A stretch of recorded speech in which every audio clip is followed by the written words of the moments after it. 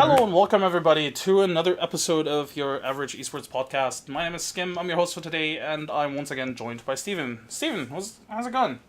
Good. What's up? Yeah, everything's good. There's a lot of stuff going around these days, and luckily we're back to do our regular format. We're covering all things esports. We have missed quite a bit, but we'll catch up at some point. But this week it's not really much of a catch up kind of week. It's more of a discuss the stuff that's going on kind of week because there's a lot going on. Overwatch League.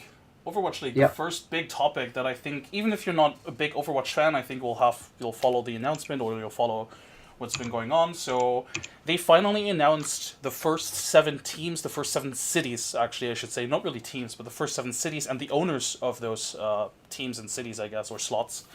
Yeah. So we have, oh my god, where's the list? Oh my god. We have Boston, we have New York, San Francisco, Los Angeles, Miami, Orlando, which I'm not sure why they just don't call it like Miami only or like Florida or whatever. Shanghai, and then for Korea we have Seoul. Yeah. What was your thought? What was the first thought that you had when you heard the announcement, Stephen? Who the fuck is Kevin Cho? That was literally my first thought. I've never heard of this guy. I was expecting maybe a Kespa team, like maybe if they were desperate, maybe Lunatic High. No, it's this guy Kevin Cho. And if you, Thornton did a good video about it, like basically is like he had to dig through he had to dig through the internet to find out who this guy was. Apparently he's like an entrepreneur who's never touched esports in his life and lives in the Bay Area. So I don't know how you can represent Korea from the Bay Area with geolocation and all, but there you go. So I know a guy that knows Kevin Cho, sort of, like apparently has worked with him, and Kevin Cho has apparently done some gaming / esports related things, but more like management wise, less so than actually being hands on. But yeah, the only thing he said was like those poor people in Seoul, because he's apparently not the most competent fella out there. So he's not the most confident. Okay. That's literally Okay. what, like, he actually, like, the guy that told me this actually was like very vocal about him being a not really great guy. So Well, I think he'll fit right in with the Overwatch League guys. He'll be like, he'll look good in comparison to NRG. Now, if he looks worse than NRG, you got a real problem. all right, aside from Kevin Cho though, the other team owners are sort of more known. I think most of them Yeah. were leaked beforehand already as well. Especially when it comes to Boston, New York. I think that was all reported by, I believe, ESPN and a bunch of other websites. Yeah. What sticks out to me though is the fact that the team owner for Shanghai, it is NetEase, the actual distributor of Overwatch in China. Yeah. That's ridiculous. Imagine if Perfect World owned a team or was really close to a team. That would be weird. Yeah, it's an obvious conflict of interest. Shout outs to China for always pulling another one I can't see coming. I just thought maybe they get like an Overwatch API key or some shit. No, it's this. Now I think the API key is worse, but maybe they'll double down and get both. I'm not sure. I don't know what the hell Blizzard was thinking, letting this one through. Maybe they were just desperate. It almost feels like they were, because you'd think in China there'd be so many other more capable team owners, right? And all right, so like we can name all of them. Like there's EDG, IG, LGD. There's a bunch of teams out there in China that are fucking rich. Yeah. And Overwatch is a big game in China, and none of them wanted to bite on the first round. Which might just be like a cultural thing. I remember TI in Dota and TI 1. A lot of Chinese teams and a lot of Chinese players actually thought it was a scam. They thought it was a scam. Yeah, I thought it was a scam. But here's the thing: it's a bit different. Like back then, like it's because like Valve is terrible at communicating as the first like step in. They've known Blizzard for years. True, and there's no reason to necessarily, I guess. I guess there is a reason to doubt the Overwatch League. There's a lot of criticism. There are a lot of funny things going around. Yes. Yeah. So, Overwatch, the Overwatch League is, obviously these are just the initial 7 teams, more teams are to be announced. It is worth noting there's no single European team or city mentioned at all so far. That's actually kind of weird too. It's weird, but at the same time, if you look on the endemic side of things, there's not really a lot of European teams that could actually afford this. Like, I think there are. Well, all right, here, let me give you some. Sure, Refresh, ESF. Right. My boys, Right. the Monopolies. I think I think either of them could afford this. No, you're right. Definitely, they definitely could afford this. But what I'm more looking at is like, would you really? I had this Would you discussion. bet? Yeah, I had this Would you discussion do it? with somebody because you know the whole like franchising thing. That's actually not a Yeah. thing in Europe because like the Yeah. biggest sports league in Europe, they're not franchised. So I feel like teams or owners or like even a Fnatic for example, they have like a relationship with like a football team. There's a bunch of other European teams that actually have some sort of like relationship, or even like Paris, they have like an actual the Yeah, actual PSG. They're exactly. like they're not partnered with some kind of like brand there. But still, like I Um, feel like the mentality is just completely different. They just don't look at the Overwatch League and be like, "Yo, hey, this is cool. You have Let's to get invest into into that. this." You know? Yeah, I mean, there's a cost thing, like you said. I mean, that they already cut out a bunch of like the teams that might have wanted in, and then there's the fact that like there's no proven concept. Yeah. In Overwatch League, because basically they've screwed out a bunch of lands from not even happening. So it's like it's really really telling that Europe, none of the European teams want in, because I feel like that's a big region you want. And if you're under the assumption that I assume Blizzard are, that you want to build like a fan base in multiple areas, I feel like Europe is a pretty important area to get, especially in esports. Hey, you know what? For all we know, Overwatch Blizzard is just gonna own their own team in Europe. You know, be the NetEase of the West, I guess. The East and the West. I will say it's kind of weird that NVS didn't want in because they have the best Overwatch team for the West. I feel like it's almost like you're encouraging, or you're not encouraging, but you're like, buying into the Overwatch League is basically telling Blizzard, hey, what you're doing is totally fine. Sure, sell these spots for 20 million. We'll bite. It almost feels like the European teams are like collectively saying, yo, lower the price. If it's LCS level, maybe we'll talk. I mean, I don't think the Europeans are that like organized. Maybe, yeah, maybe. But maybe they're all thinking the same similar line. Like, this is too expensive, especially for an unproven concept. Especially where there's a bunch of other esports games they can go into. Like Envious or FaZe, they could probably afford this. I think they're pretty rich, but neither of them wanted in, right? If I had that much money lying around, I probably wouldn't buy into it either, just because I feel like there's more to be gained in other esports. And imagine if you invested 20 million into a CS:GO right now, or even earlier. Yeah, and then there's that other thing that was really funny. Was it Thorne put it in his video? Miami, Orlando, they're like historically heated rivals that hate each other. So I don't know why you're geopoliticizing that area into one team. And then there's also the obvious caveat that there's only one or two cities in Korea that anybody knows about, like Seoul, Busan. I don't know anything beyond that. So like you're basically only going to get one team if this is your way of going, and unless you're going to be like, no, they get Seoul A, Seoul B, Seoul C, Seoul D, all the way to like Seoul Z, because they're going to have all the best teams. Right, that is definitely gonna make things a bit, I guess, weird. A bit weird, right? Apparently, and then it's already kind of fucking weird, because if you look at it, the only other tournaments running right now regularly is Apex, and between Apex and Overwatch League, I'm gonna guess Apex is gonna have by far the better competitive field. Probably. Yeah. For now, anyway. Mm-hmm. The first season is set to take place in LA, which, to quote the article, or to quote the announcement, to allow teams to prepare venues in their cities for proper home and away play in the future. So they expect that team. I mean, I guess if you're investing 20 million, you might as well invest. I mean, here's the thing: are they really gonna play home and away games where like every NA team goes to Korea for like 1 week? I think that's the idea. That's my question. Like, that's kind of weird. It is. That's kind of a super expensive. Right, and this is why a lot of people, or I've definitely seen a lot of suggestions. Why don't you do just like Riot, basically have like NL? Yeah, like split them up. Yeah, split them up by regions. We'll definitely. That's what I thought they were going to do originally, but maybe they just didn't have enough teams buy in. Like, none of the Kessa teams bought in. They're like, no, we're good. And then all the Chinese teams are like, no, we're good. But you literally have enough money in your fucking couch. Right. No, I'm good. Like, okay. The They might still do it. In the future, they might still if they get proper feedback and if depending on how things go, they might still do it and be like, yo, we'll do regional thing. But I will say this about the Overwatch League. I think I wrote it too. Basically, the question you have to have for all these sports orgs is, will any of them ever make a good team? Because every sports org that has stepped into the esports has created terrible teams.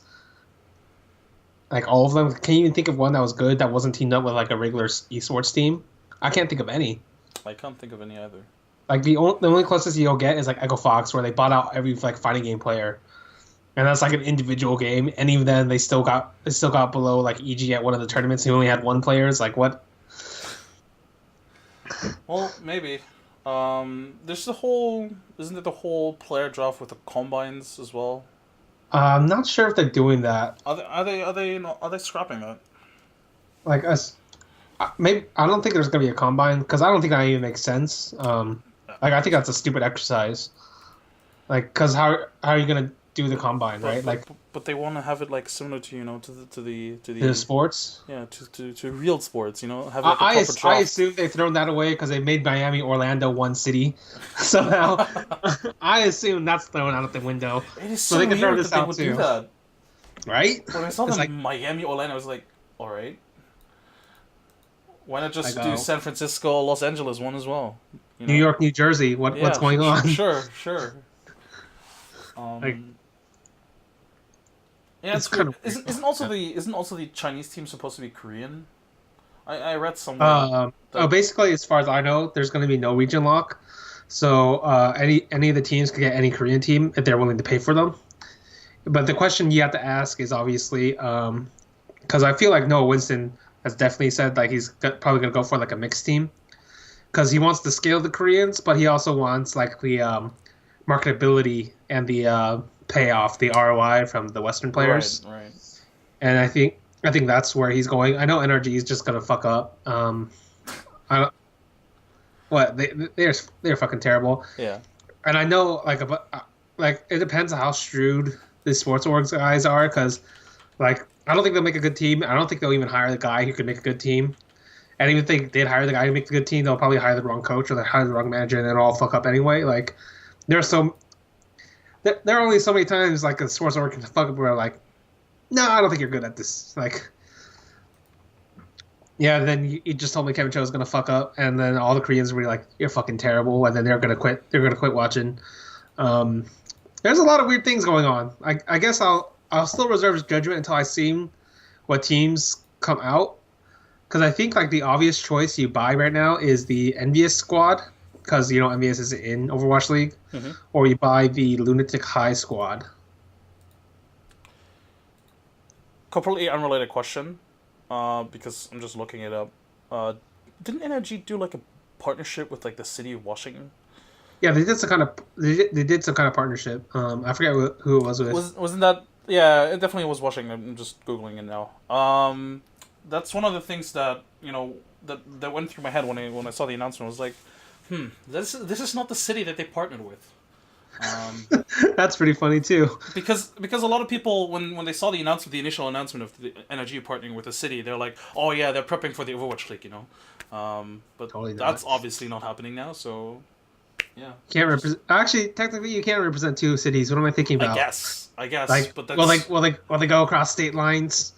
That's the next question, I guess. Sort of defeats the purpose of localization, having NRG, the city, the team of my city. I don't know. It's like you said earlier regarding buying Koreans and whatnot. You definitely want the marketability of the market. You want the draw that the Western players just have. Mm-hmm. But that could technically solve the Seoul A Seoul B problem. Instead of having Seoul B, you just be like, oh sure, we'll represent like Orlando or Boston or whatever. Yeah, but here's my problem with this. I think like. You go down to like top 10 teams. I'm gonna guess a lot of them are gonna be Korean. That's my guess. Like I can't say for certain because there has been very little LAN play to prove it. I'm just guessing, based off of historical precedent, based off of what I've seen, based off of what people are saying. There are a lot of good Korean teams out there, and there's a lot more good Korean teams than there are Western teams, and there's only 7 spots. So that's also, by the way, something that you read. Like, it's good that you brought it up, but oh wait, can we do this? The fact that what's it called? The fact that LANs have not really taken place at all in Overwatch. In Overwatch because Valve has been not Valve. See, I automatically said Valve because I'm used to Valve fucking up instead of anybody else. But yeah, they're sort of crippling other tournaments. Mm-hmm. And imagine if the Overwatch League gets delayed again, or not again, but if it gets delayed until like what? It could very well, it could happen if not enough teams buy in. Imagine when that happens. Then the Overwatch scene has stagnated for like an entire year because Blizzard is trying to build this Uber League.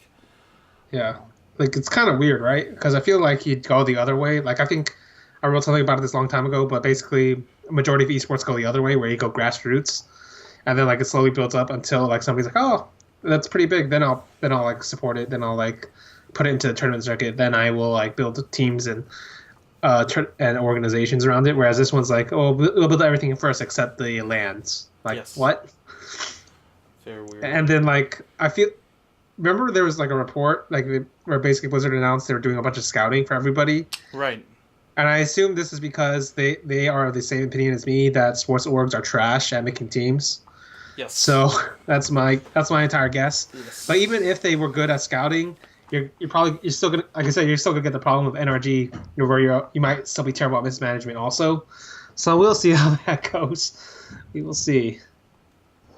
This is also why I think it was. I don't know. I guess why a lot of people have been criticizing, or I mean, it's one of the reasons why people have been criticizing the fact that Blizzard is basically alienating the endemics, with the high buy-in. It's weird because there's, like you said, there's been a proven track record of teams with no expertise in esports and no experience in esports. They just don't succeed a lot, or basically never really succeeded. So. Basically, you're losing like an entire part of the competitive side. Yeah. Or there's a high chance that could happen. And hey, and the thing is, Overwatch, even without the Overwatch League, could have struggled, or could struggle as an esport by itself, like without the Overwatch League. Imagine if the Overwatch League wasn't there and there was just regular LAN tournaments, it could still struggle because there's obvious faults with the game, spectator mode, and a lot of people just not really caring too much about the competitive scene. Yeah. Like I feel like if they won, I feel like this is one of those instances where you have to hit the right time in the right place, and the right time was on release. I agree. But like they basically delayed it by a year, this is like so very Blizzard, where like they delay everything by a long period of time, and I feel like that's gonna hurt them more than it's gonna help. Yeah. See, and the thing is, again, if more endemics were involved, I think the esports side of things would be much more hyped about this. Like, if we knew that, let's say they had announced 10 teams, and the 10 teams were like all organizations that we knew, right? If EG was there, if like FaZe was there, if Virtus.pro, SK Gaming, I don't know, all these like big famous esports clubs, even like the Chinese ones and the Korean ones, if they were all part of this, I think there would be much more hype. But right now, it feels more like everybody's just like, I guess it's happening, but whatever. Like, or you could go the other way. What if like the last year? What if let's say in the entire last year we had a bunch of tournaments from ESL DreamHack. All of a sudden, like you have something to build on. Whereas this literally feels like ground zero, but ground zero happened a year ago. Yeah, pretty much. Well, the Overwatch League is still something that continues to help people have fun a lot whenever they make an announcement. I don't know, it's very amusing sometimes. Mm-hmm. There was also like an interview that MLG did with the commissioner, very generic, basically a press release in interview form. But we'll follow the progression of the league. But for now, I think we covered pretty much everything there's to say about this. Yeah. Which leads us well into Dota 2, and luckily in Dota we have our tournaments because Valve is, well, actually, Valve is an entire different topic. Why did I say Valve? It's like there's so many fucking monsters that are all developers, and they all have different like attributes. Like, oh god, yes, different monsters you have to slay. Yes. Actually, did we ever discuss the whole major change on the podcast? I don't think we did. No, we never did. We might as well just do that after we cover MDL. Just like a brief sort of like what's your thought and shit. But MDL took place the last weekend. was pretty. It was a good tournament to watch, certainly, but not really the most exciting either. Like Boba said it best. It's like IDC mode. Yes, IDC mode. By the way, quick shout out to PPD and Bulba. They did a podcast worth watching. I'll link it. Yeah, LGD won over LFY in the finals, which LGD LFY in finals on Chinese ground is like, it could go either way, but ultimately it's probably decided in. I'm not gonna say they're they're match fixing or anything, but it's always. Well, I mean, one team had it in flame. Let's say that. Yeah. One team had in flame. Overall, like Bulba sort of alluded to in the podcast, he's like, some teams might not care as much, and going into this podcast, we also discussed this. Like, I don't think that OG or EG necessarily tried their best, or necessarily. I think if more had been on the line, they could have done better. But I think they were definitely still experimenting a little bit. The meta is obviously still changing as well, and going into TI, you don't necessarily want to try your hardest, especially because if you try your hardest, your heroes might get nerfed. That is definitely something worth considering. That is definitely something that has happened before. Yes, very much so. And hey, going into this tournament, OG's heroes got buffed. Like Nagasara and Terrorblade got buffed. Like if OG keep a low profile, they'll get the heroes ready for TI. Like I already assumed they're gonna win TI because they have Alchemist. Overall, yeah, just a solid tournament. I don't think necessarily any of these games was like super highlight worthy. Not that I recall.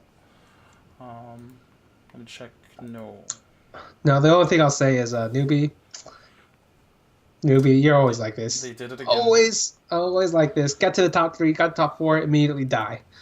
They did it. And here's the thing: is you think, maybe that'd be good when you translate that to like a battle event. No, they actually just die even faster, die instantly.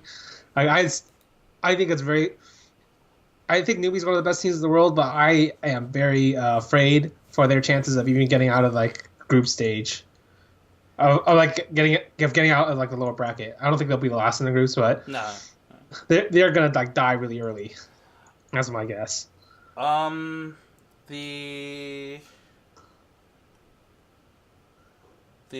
guess some key takeaways from this event are, like you said, I think newbies definitely a key takeaway, but also that LGD and LFY, they definitely keep improving. I think they get better and better every time I see them play. LGD is sort of scary because I think one of my biggest gripes with them, especially going into the qualifiers and even during the qualifiers for TI, was sort of that, they just have a lot of individual skill. I think on any given day, maybe could probably win a game by himself.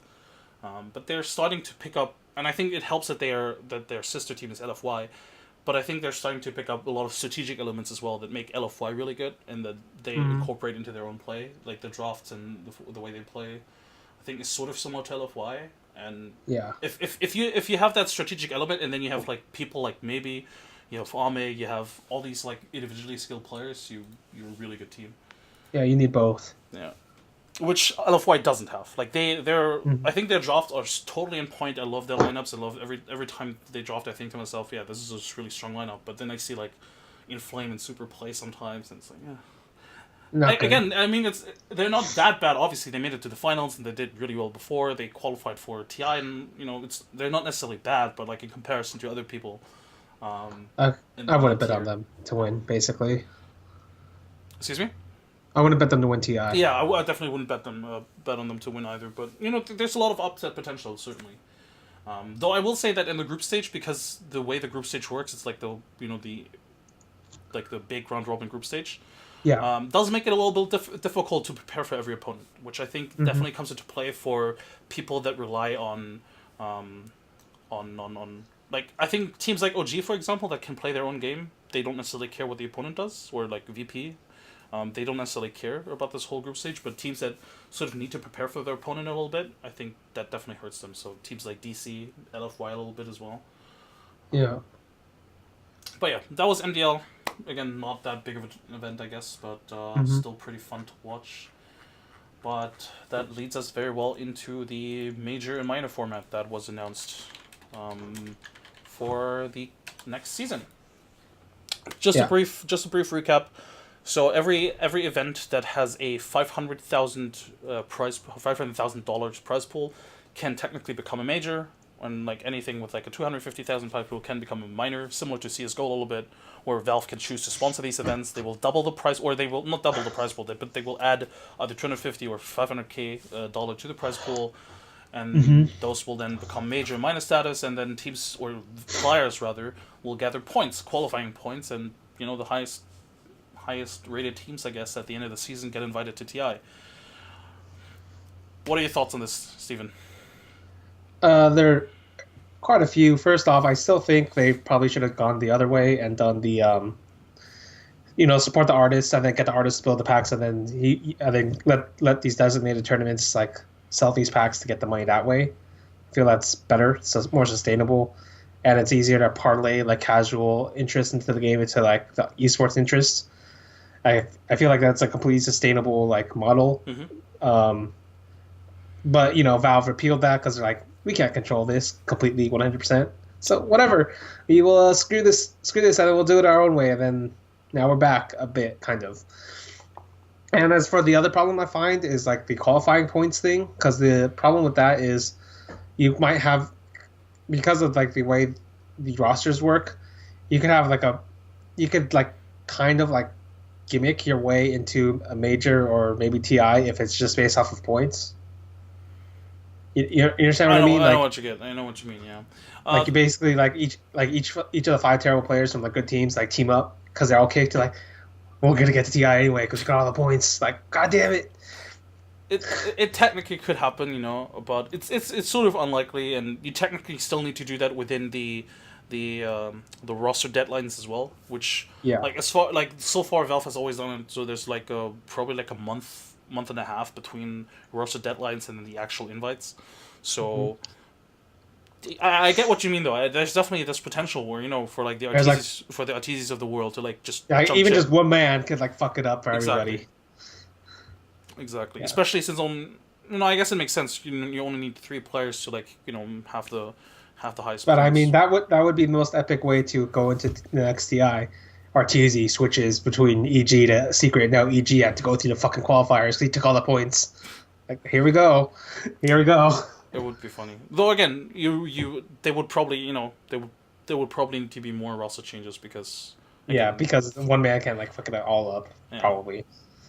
It's still a bit unless they're on the borderline. There's definitely still room for abuse though, so that is a bit iffy. But overall, this is sort of what the community in large portions has been asking for. These qualifying points, sort of, and the fact basically it's to incentivize their own events. Yes, and the fact that third-party events are empowered again. It's unsure how Valve will actually do it in the end, and how many minors there will be, how many majors there will be, because ultimately if ESL hosts a 250k event and it's not a minor, then we'll get fucked, sort of. Yeah. And so I guess this in the end it just comes back to how exactly will Valve do this, because they announced also that they will handle the scheduling, or they will oversee the overall scheduling or something, which Valve being Valve, I'm not too sure that will actually work out. But yeah, that's I guess pretty much it. I guess there's we could probably ramble on for an entire hour just on this topic alone, but it's been a while since that topic actually occurred, so I think a lot of things have already been said, but I guess we'll just have to wait and see until this actually unfolds. Yeah, see how it plays out. Yeah. There is one more Dota topic, though, which is something that is a bit unusual to see in Dota 2. And that is VP extend their contracts to 2018. Yep. And based on the wording, I assume it's until the end of 2018, so probably until after TI8, basically. Yeah. Do you think this actually works, or is it a publicity thing, or do you think this team could actually stick together until then? Do I think this team can actually stick together? I don't think so, but I guess it will depend on how strongly he was able to incentivize this, because I know the Virtus.pro guys from CS:GO, they get paid $25,000 a month each, right? So that's a lot of money. Yeah. Maybe that's enough to keep them from doing drastic like roster changes going forward, or maybe it's even built into their contracts they can't do it.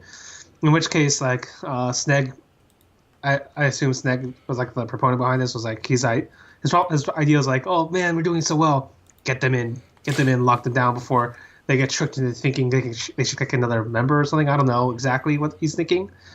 I feel like basically they've basically gone the ride or die route of. I'm not sure what Taz did, but Taz is convinced like the entire organization that's how you should go. I guess, like mate. I guess the question will always be this: is if somebody does go down, will they actually do the down in form? Will they actually do the replacement and then buy somebody else in? And I think that's like the question you have to ask. Yeah, that is definitely. And the thing is, I think the timing of this announcement and the timing of the actual decision is a bit interesting, because doing this before TI is like a huge X factor, because at TI so many things can happen. Teams have disbanded or I guess rebanded during TI because emotions just run high. It's like the biggest event of the year. If things go wrong, if you tilt, you shout at each other, and then suddenly you hate each other as well.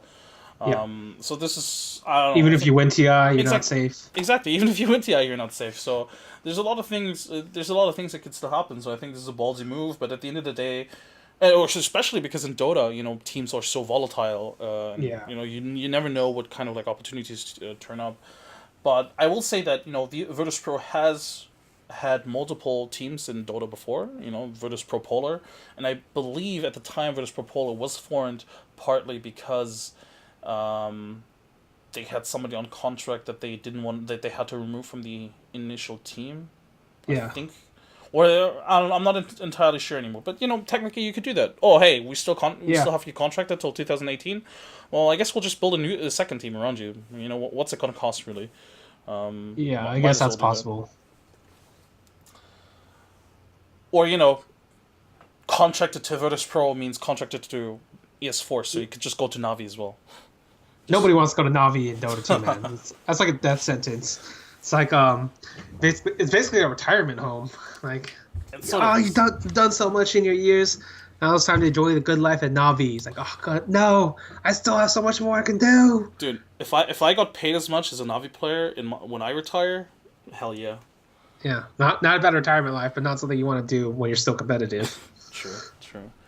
I guess that's pretty much it. Like you said, I guess we both really agree that this is a bit of a interesting move, to say the least. Mm-hmm. If it works out for them, hey, that's great, and Virtus.pro will be hailed as like geniuses for doing this in like 2 games, basically, right? Having like really good players bound to them for like such a long time, but Oh, by the way, which I also found interesting, by the way, is that in Virtus.pro, how long are they contracted in CS:GO? 2020? Yeah, something like that. Yeah, and then when I saw the headline at first, I was like, oh wow, they did the same in Dota, and it was like, oh, until the end of 2018. I was like, yeah, in Dota you can't really do that like 2020. Yeah, it's not really possible. All right, that is pretty much it for Dota 2. Nothing else really going on. There's invites going around at the moment for talent, but nothing has been revealed just yet. But that is hopefully something we can look forward to next week. Yeah, I hopefully Cinderin makes it. And PPD. That would be the dream. Those are the 2 guys I'd want to see. I doubt PPD is going to make it, unfortunately. That's our own failure, man. PPD's so good. All right, let's talk ESL One Cologne. ESL One Cologne happened last weekend. We have SK Gaming defending their ESL One Cologne title.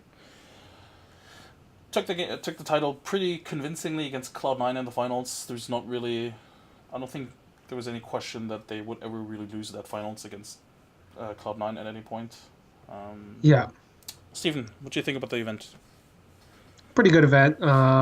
Basically confirmed SK is the strongest team in the world because they've won this event, they won ECS, and then like they got a bunch of other top results prior to this, and this is like a 4th event running. So they're basically on like the verge of burnout. So they basically their last burst of energy is going to go into the major, and then they're going to go take a break. Oh. This is the second era of SK, pretty much. It's almost the second era. Almost, yeah. If they win the major, I think we can speak of an era. Yeah. almost. But they're basically, it feels like the only, like among the 4 top teams, the only one that has like a chance to beat them or should beat them is G2. But G2 themselves aren't consistent enough to even like get to a place to challenge SK They in the lost finals 2-0 or versus semifinals. Navi. They lost Yeah, 2-0 lose to versus Navi, right? And then like FaZe has like mental problems. They keep losing to the SK and Astralis. Maybe they have a chance, but because they haven't played that often against each other. The question for Astralis is if they have like the I'm not sure how to call it, like the strength to like power through SK, because Right. I think I said something along the lines like SK is the strongest team in like rounds 26 to 30 because they make so many hero plays at that time, and like they can consistently keep doing it, so it's going to be very hard to take out SK. Do you think it was maybe a mistake for Astralis not to attend ESL One Cologne? Yeah, I think it's a mistake because basically, even if they don't win an event, like I'm gonna guess they're probably guaranteed top 4, maybe even the finals. In which case, if they went on to win the major, after that, you could maybe make a case for Astralis era. But without this, they basically SK's confirmed themselves as the best, like no challengers. And even if like Astralis win the major, like they won't necessarily have that title. So the events you have to go to are the tier 1 events, because the tier 1 events like this are like the ones that like cement your name, so to speak, Right. in the era, and like these are the ones you need to win. It's it was a weird decision to make as well, in my opinion, because Cologne is not really like if it had been in the US, for example, right? If this event had been in the US, I would have understood because traveling takes a lot of energy out of you. But Cologne, Denmark, and Krakow are pretty much like within 2 hours of one another. Yeah. Um, I mean, everything will depend on how much they've taken from this, like their boot camp, and then right. getting to watch these other teams play. If they can turn that into an advantage for themselves, then maybe it was a good thing if they win the major. But if they don't win the major, I'll go ahead and say it was probably a bad thing. All right. Other takeaways from this event: NIP not entirely dead, I guess. Or maybe They have cash. Yeah, they have cash. But I don't know. I do think that against Cloud9 it still looked sort of weak. Iffy. Yeah. Obviously Cloud9 themselves also stepped up a lot in this tournament, right? So Yeah. there's not necessarily NIP might have not necessarily been really that bad in that match, but Cloud9 just looked good. But still, it didn't really look too convincing from NIP's side. I will say this for NIP, once they got to the playoffs, Rez and Draken actually almost never played in that position before. So, and they're both pretty young. Right. They're both pretty like new to this part of this stage. So it's like forgivable because like those 2 guys did disappear True. in the playoffs, whereas like Get Right and Forrest seem to be there. So I mean, there's like potential, but you're gonna have to wait until like those guys get over their nerves. True. And then that's also hopefully depending that Get Right and Forrest keep up this form. And ESL and Cologne is probably the grandest stage in CS:GO right now that you can. Yeah, play it's like one of the best ones, arguably the best, and I don't think Exist should be on this team. It's just a random throw out. I think Exist should have been booted, maybe not booted at the same time, but he's the next on the chopping block, and I think and there's still a Swedish Nordic shuffle going on. I think if you can get a guy like Snappy on your team, I'd kick Exist in a heartbeat. You know, the major will likely shuffle up a lot of things anyway, or after the major. Perhaps you'll get your wish. Perhaps. But let's talk about Cloud9 a little bit. Cloud9 sort of, I will say they had obviously a much easier bracket than SK did into the finals. You know. Yeah. With NIP and then Navi. Navi also technically shouldn't have won. Like everybody expected G2 to advance. So if they had faced G2, you know, in normal form, you know, maybe we wouldn't even have seen Cloud9 there. But they did power through, and not to take anything away from them because they did play pretty well for their, you know, definitely nobody expected that one. Do you think this is something we could sort of expect to see? Like, do you think this is like a part of a progression, or was this more of like a fluke? I'm gonna go with fluke. I will go with fluke. All right. All right, I guess it's a bit of both. Here's the progression. The progression is they've like instituted more slow style tactics into their game. Because it used to be like they only play like the fast style, where like you basically run off of like Stewie or automatic making plays and then following them up really fast. Whereas this one they played more slow, more entry style, a slower entry into the bomb sites. So that's good. That's like progression you're seeing there. Lack of the part I consider a fluke is the fact that Shroud, Skadoodle, and nothing, like all three of them turned up. And I have a system where I basically like grade every player on like every LAN and every game, and like yeah, you have to do above a certain level of like performance in order to get this grade, right? And then basically in the last like 7 tournaments, nothing in Skadoodle, nothing in Shroud in this tournament had more good games in this one tournament than they had in the last like 6 combined. Oh. So basically, that's like you're really like if you're really gambling that Cloud9 like somehow like they figured out Shroud and nothing like doing well, but I don't think that's actually the case, and I don't think either of them know why they did so well. Like even Shroud like basically said like they were treating this as boot camp for some reason. He was like going off. So I mean, I don't believe in it. Like I feel like at least you can make a case for Skadoodle because he's slowly been ramping up. True. I don't see the same for Shroud or nothing. Shroud, yeah, especially. There's a case to be made though that technically, they have been in Europe for like what 2-3 weeks now. Yeah. That maybe the European environment, practicing against actually good teams and maybe European OBS. Not just joking. Yeah, probably didn't stream during this time. Boot camping.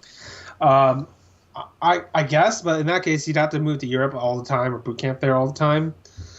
But even then, that's like, I think that's only like a stopgap because eventually, like, I think they're gonna have to make a change. I think they're like 1 or 2 roster moves away from being a good team again, and I mean good, like potentially like top 4-ish, top four regularly in like a tier 1 event.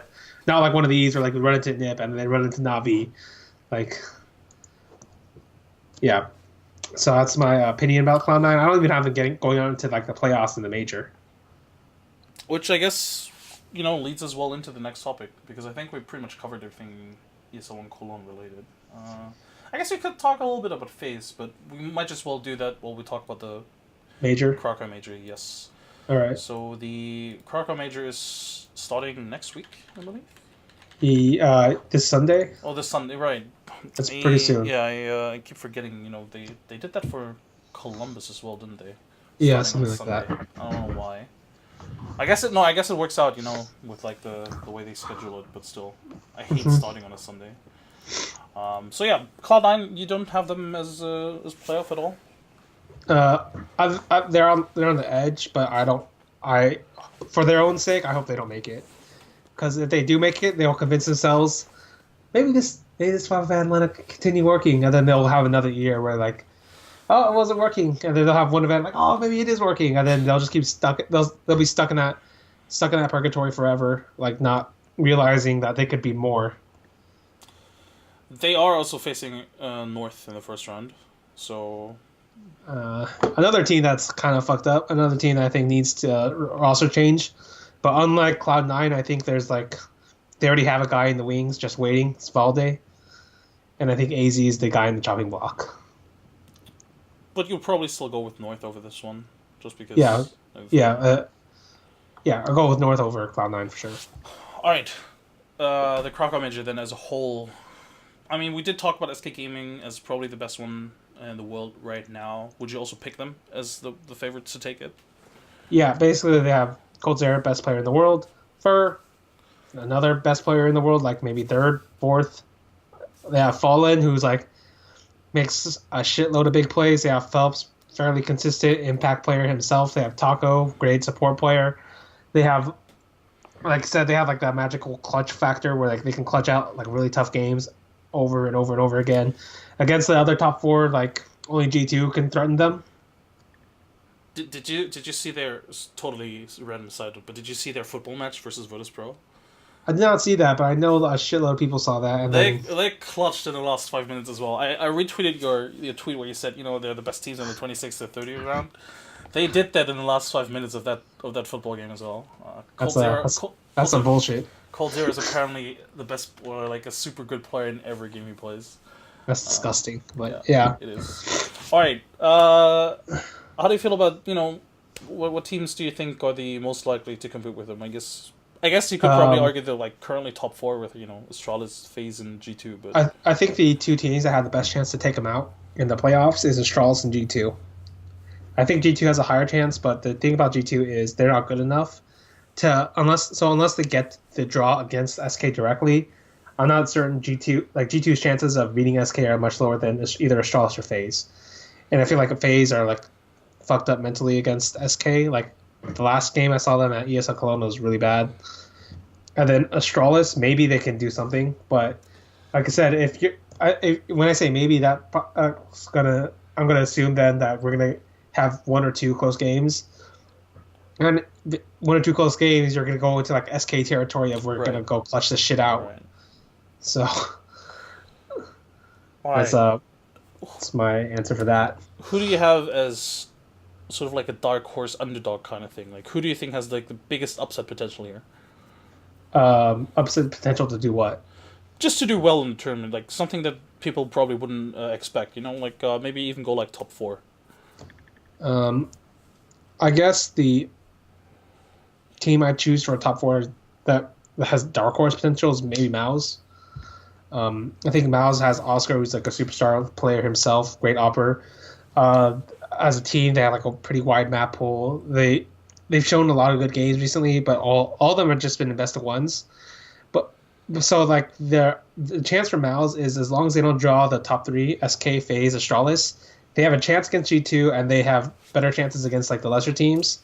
So in the best of 3, I think they should be able to beat most of those. The only question you have to have for Mouse is the experience part, because none of these players have ever like played well at a major, or some of them are completely new, like Ropes and Oscar are both new. So that's like a question you have to ask when you're going into this, is how far can they really go? It'll depend on how well they deal with the pressure. It's fascinating though to see Mouse become so much better, after they drop Nico, and then suddenly. What are you talking about? They dropped the best player in the world, Speedy. Everybody forgets that part, but really, True. It was Speedy who was the true savior of Mouse. Speedy had to be sacrificed. What do you think about Virtus.pro then? Do you think they'll show up? No, I actually don't even have them making the playoffs. And there's a few reasons for that. First is the first condition for Virtus.pro being good is they have to have Snacks there, and Snacks hasn't been there for months. Okay, so that's one condition that's bad. Second condition that's bad is the fact that they're in the worst slump they've ever been in. Like none of their other slumps previous to this are even comparable to like their current slump. So this is like the deepest hole they've ever had to dig themselves out of, basically. And the third problem is like their map ban is such that they keep giving their opponents their best maps, even though it's like each team get banned 3, and for whatever reason they just like the opponent choose get to one of their better maps. So like they're already giving like better chances to their opponents. And then the final reason is like these are best of 1 matches in the Swiss system, and Virtus.pro is a much better like best of 3 team, but they're not even gonna get there. That's my guess. That would be rough. I'm not even sure have they ever lost legend status? No, I don't think they ever have. I don't think so either. So that would be pretty rough for them. All right. Is there any other team you think is worth talking about in this lineup? Anything you want to highlight? Maybe. I think Na'Vi, Gambit, Flipside. If all 3 of them fail, we'll have like the craziest fucking CIS shuffle, right. Where we get 2 championship contenders out of the goddamn like CIS region, because they all have something each of the other ones need. Like Flipside has super strong talent in electronic and the leadership of Blade, and some role players.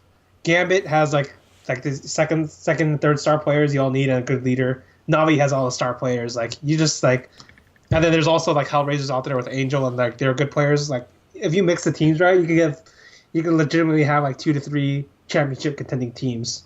Whereas right now you only have like 3 good teams, but none of them have the chance to ever win. That is rough. So there's potential for like pretty much big CIS and big Nordic shuffle. Well, I guess the Nordic shuffle is already happening. Or Yeah, it's already Vietnam. happening. Valde's literally sitting on North's bench, like right behind the AC, like fuck up, fuck up, fuck up. Like, I will say I think North, besides if they want to go for a two-man shuffle, I don't think they will. But the guy I'd want to bring back in is Rubino. Question is, would he want to come back? No, it seems like he's married to the idea of like the Norwegian team. So Yeah, that's. I don't know why, dude. But I don't, nationalism if it gets the best of us. But anyway, here's the thing about Rubino is I think he's like the perfect player for a bunch of these teams because he fills the role and does it really well, and they need a bunch of these teams need a player like that. The question I have is for Fnatic, I guess. I feel like if they don't make the legend status or they don't make the playoffs, this team's like might be on the verge of a shuffle. They might even be on the verge of shuffle even if they do make playoffs. Like we saw at what was it, E-League? They made the finals of that tournament and they're like, fuck it, we're shuffling. Like they did the split. So I'm not sure exactly where they are at mentally. Like they've shown improvement from tournament to tournament, but it's never actually paid off for them. But this is also during an era where like we have a bunch of Swiss systems, best of ones. So it's like hard to like kick them down because I've only felt like they've had like one or two bad tournaments overall. Like the rest have been pretty good, even though they've been eliminated early. So I feel like this is like an important event for them to do well in. Well, I guess it's an important event for everybody to do well in, but in their case, it's like their event where like they have to do well, or I think there's a split coming. all right. I guess we talked about pretty much, or we highlighted most of the teams anyway. I guess there's some other teams that, not really worth talking about. No offense, Vega. What do you think about the fact that Valve changed the map veto like a week before the event, basically? Not even an entire week. It's more like 5 days or something. Yeah, I don't understand Valve very well. I think Knoxville basically told me this is like worse than the map randomizer in a way because it gives like an inherent advantage to hidden information. It's like better. You're already compounding the advantage that supposedly the seeds have. I will say that the seeding system is already terrible anyway, so I don't necessarily. So like it's like compounding problems upon problems, I guess. But the old system was already compounding problems upon problems because of the map randomizer too. So there are like problems everywhere, especially because I don't really understand why they treat the format so differently from Dota. I guess I mean, obviously it's different people, but it's not like you can't copy a good idea when you see one, right? So it's kind of weird. That's the thing, actually. That's literally what I thought to myself when Dota introduced the major system. I was like, why don't you just do it like CS:GO does? Like, why don't you just copy it the way that CS:GO works? And now they do it. Now they sort of do it. They sort of do it. But still, it is. I don't know. It almost feels. Sometimes it almost feels like the CS:GO team and the Dota team are very competitive with one another, and they're not really willing to admit that one is doing has a better idea than the other. Maybe it's like a flat structure system where like one guy's doing both, but he wants to see what happens when he fuck up one and then not fuck up the other. Maybe He's it's like literally the janitor. There's like millions on the line. People dedicated their lives to it. It's like, what happens if I just move this piece over here? Yeah, maybe that's it. I don't know. I don't know what Valve's thinking. All I know is they have a flat structure where anyone's allowed to do what they want. That would be hilarious. That would absolutely be hilarious. I would always love if that was the truth, honestly. Like, oh my god. It's just all part of like some sort of like social experiment that Valve is running to prepare for like an actual game later on. And be like, we only created CS:GO and Dota because we kind of wanted to see how like million people around the world would react to this and this and this. Ugh. I would love. Can't even say that's out of the realm of possibility. With Valve, sure not. All right. I think we pretty much covered the Krakow Major. I guess it's worth noting that I think a lot of people are very disappointed that ESL One Cologne wasn't a major. Yeah, I think Cologne should have been a major. I think it's building and probably is still. It has that weird like the setting itself, I guess, has built up its own legacy already. Yeah. So I feel like it's a place you should go to every year, even if you want. Even though like Valve is kind of obsessed with like giving new people a try, in like all their games. But I feel like this is like one of the places where like you go to this place every year because it's already built up such a history around it that it's like kind of a waste not to do it. It's sort of the TI of the CS:GO scene, isn't it? It's similar. Point.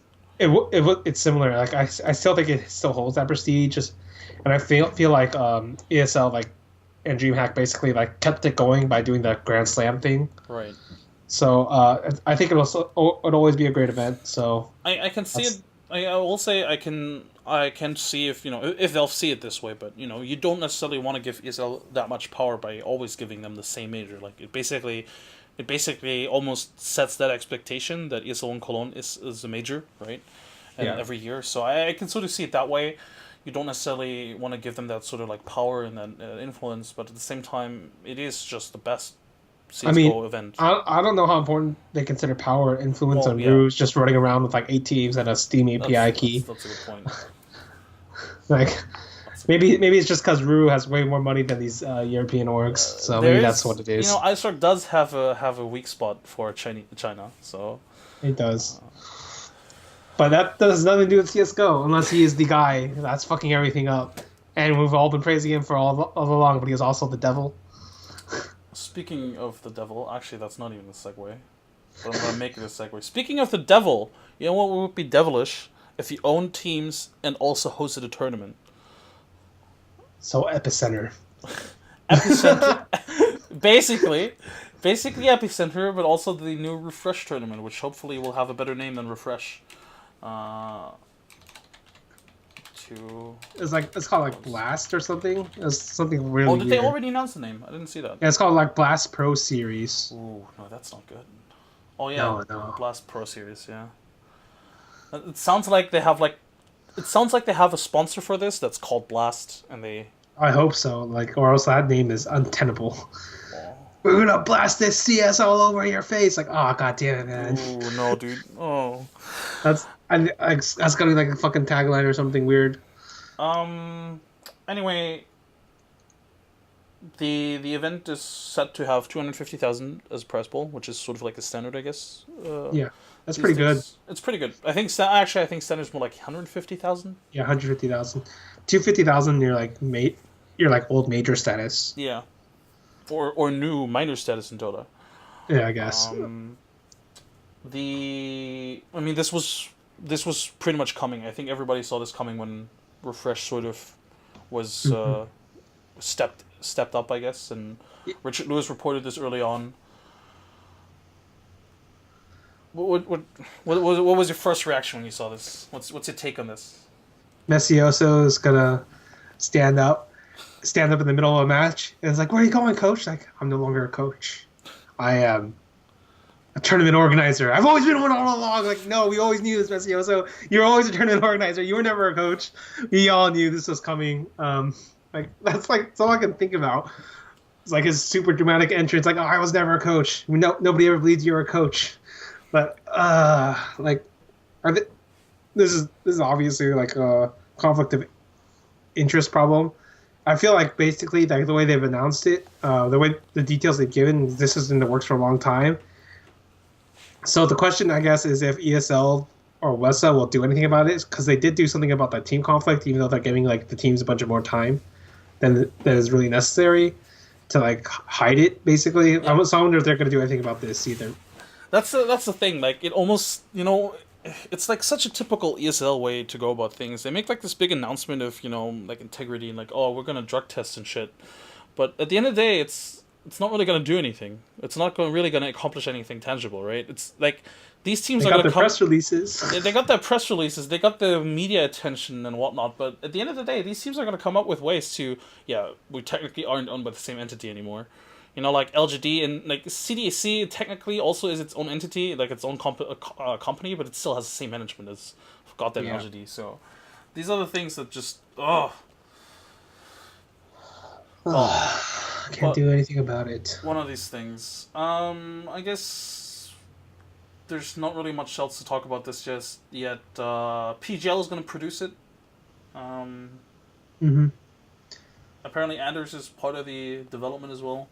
I mean, he does have a lot of expertise, and on. Yeah, I'd assume this is like assuming it's because Copenhagen, I'm gonna guess it's like 6 Danish teams, Yeah. which is still pretty good because I think the Danish squads are all really good. So, And Refresh has confirmed to Dot Esports that one of their teams will take part in the event. hopefully not Godsent.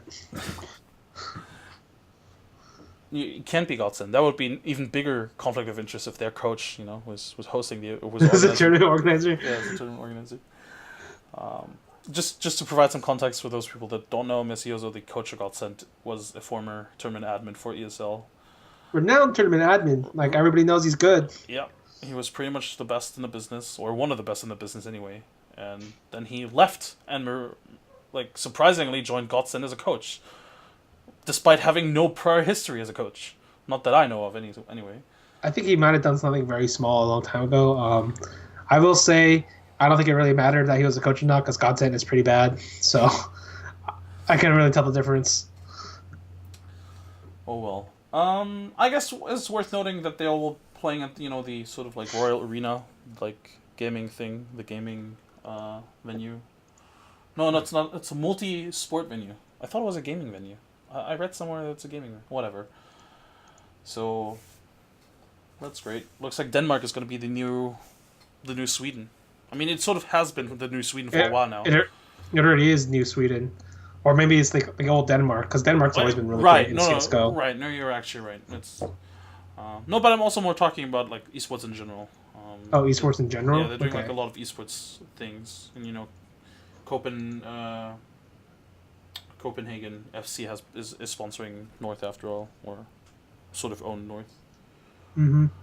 All right, I think that is pretty much it for our topics. We're pretty much on the hour mark. I guess we're a bit over, but we covered pretty much everything that's been happening this week.